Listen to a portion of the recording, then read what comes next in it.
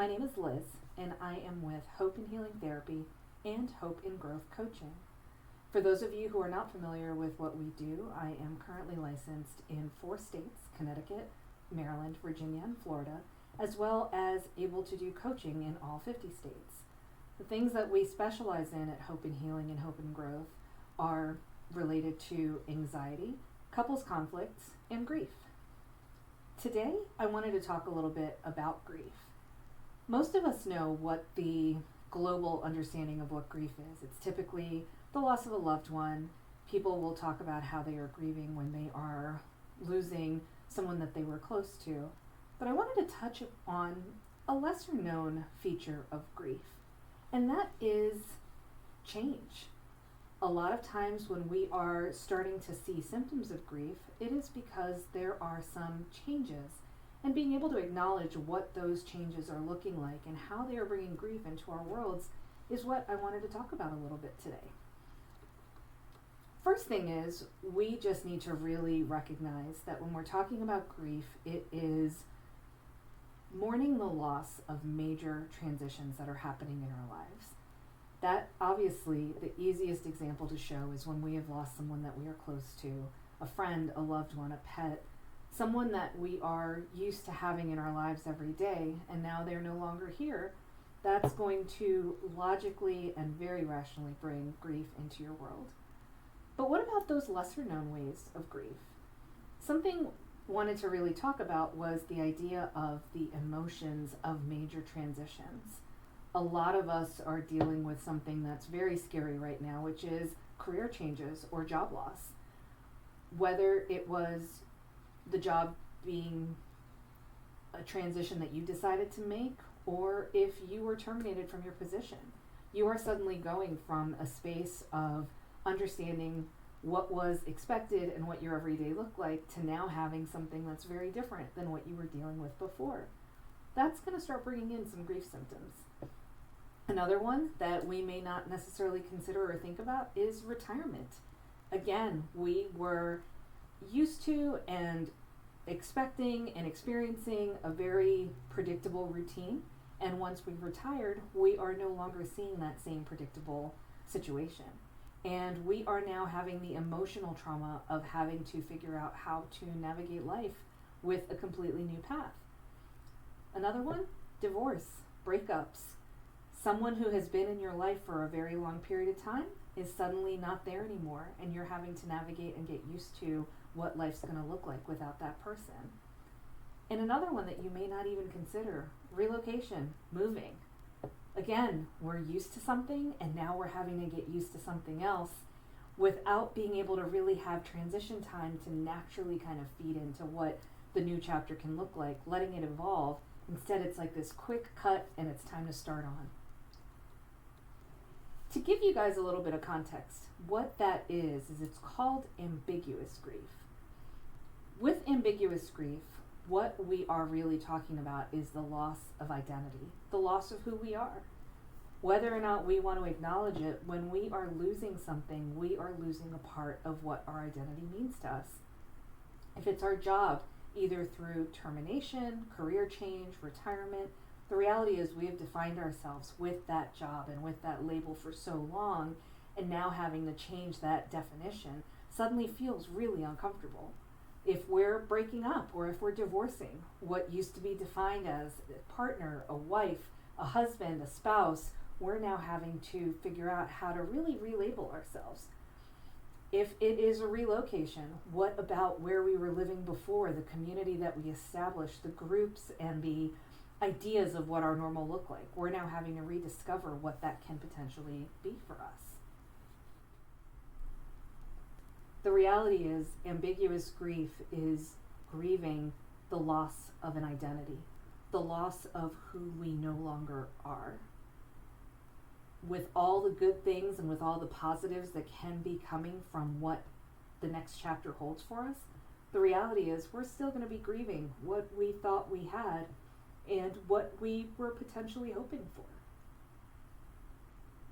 The question that we wanted to really talk about is, now that we're figuring out what ambiguous grief is, and now that we're realizing that grief is not just meant for one group of people, how do we navigate? How do we handle this grief that other people may not really understand but are still experiencing?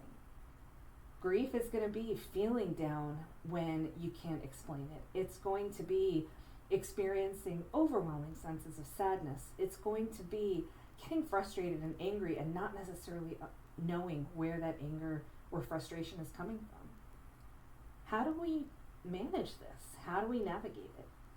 Well, there are some basic coping strategies for navigating ambiguous. Frankly, a lot of them are going to be very similar to just managing the grief process, but I wanted to share a couple of tips that could hopefully be of use to you.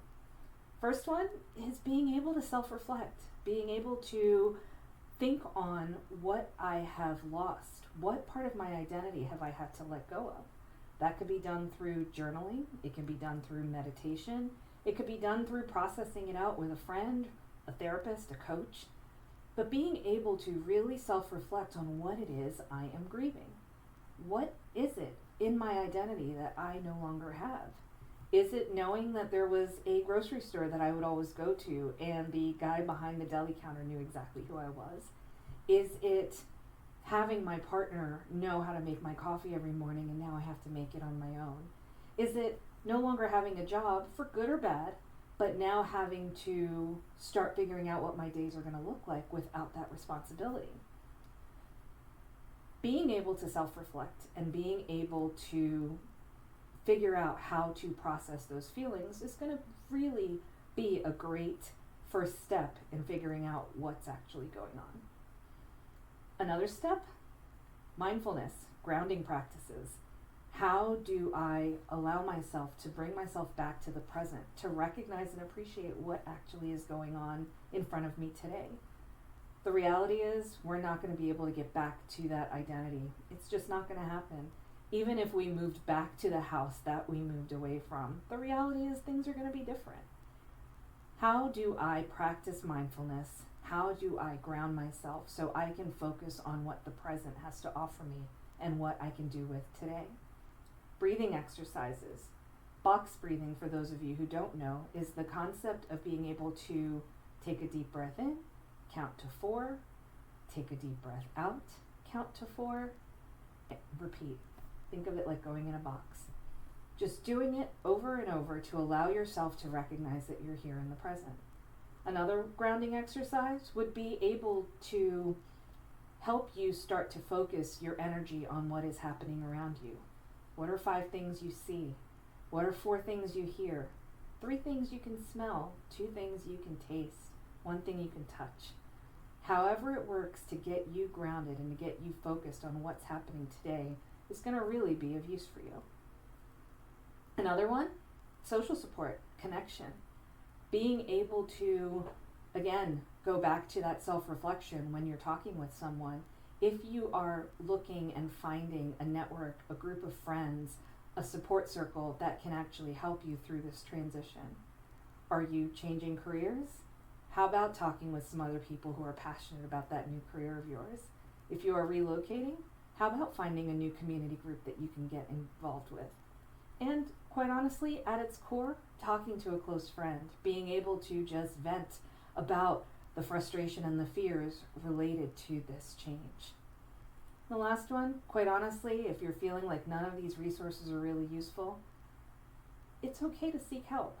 It's okay to talk to a therapist or a coach who can help guide you through this transition.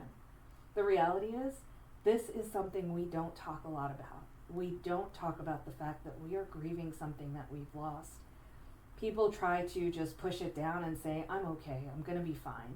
But the reality is just having an outlet and having a space where you can talk about what you are mourning, quite honestly, what you're scared about for tomorrow, and just being able to remember that today is actually a good day.